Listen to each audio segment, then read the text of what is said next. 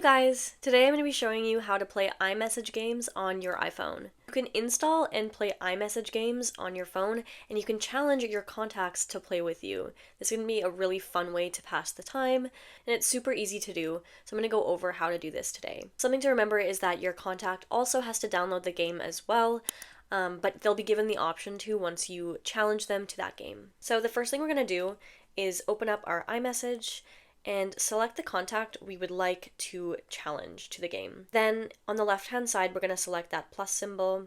Then there's that downwards arrow for more. We're going to select that. We're going to see the Apple Store right here. This is going to bring us to the games here and the ones that are available for iMessage. So we're going to find this Challenge Friends on iMessage here. And we can scroll through to the right to look at all of these different games that are available to play through iMessage. If you want to see them in a larger screen, you'll just simply select See All. As you can see, some of them you will have to pay for, but they're never more than 99 cents. And then the rest are free, and you can tell they're free because you'll simply be able to just select Get. So for an example, I'm going to download one of the games by selecting Get. And then it's just going to ask for some verification, and it's going to start the download. You can download more than one, so if you wanted to have a few different games to choose from, you can just start downloading all of them this way. Once it's been successfully downloaded, it's going to give you the option to open up the app here. And once the app is open, we can select Start the Game. The game that I downloaded here is called Picto Word. In this game, you're given a word, and you're meant to describe it by breaking up the word into two and drawing those. So in this case, I have hamster as a word. I would first draw a ham, and then in the second one, I might draw somebody stirring something. So at the bottom here, we have our drawing tool, and you can choose the size of the pen you'd like. You can choose the color. So each pen size gets smaller and smaller, depending on how much detail you want to put in. And then next to this, we have the eraser option here. You can choose the size. You can choose the size as well, so if you wanted to erase part of your drawing, you can do that. And then to the right of this, we have the undo button.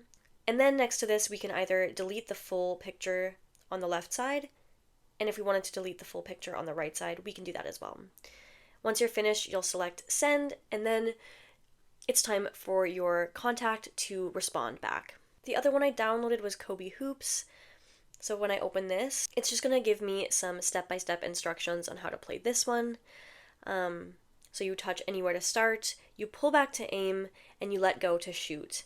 And basically, the goal of the game is to try and score as many baskets in 90 seconds. Once you finish that, the ball is in your opponent's court, literally, and it's their turn to see if they can beat your high score. So for this one, I would touch anywhere to start. I want to pull back until that line has been lined up with the hoop, and then I let go, and I've shot and scored. Up at the top here, you can see my time is going down. I only have a certain amount of minutes and or seconds to get as many baskets as I can. And each time I shoot and score a basket, you'll see that the number at the top here goes up, and this is just keeping track of how many baskets I've got. Once my time has run out, I can send my high score to my opponent, and I'll just simply select send, and then they can respond by downloading the app and seeing if they can beat my high score. The other game I downloaded is Cobi Darts, and to play this one, I'm going to select play. Now it's going to give me some instructions on how to play this one as well.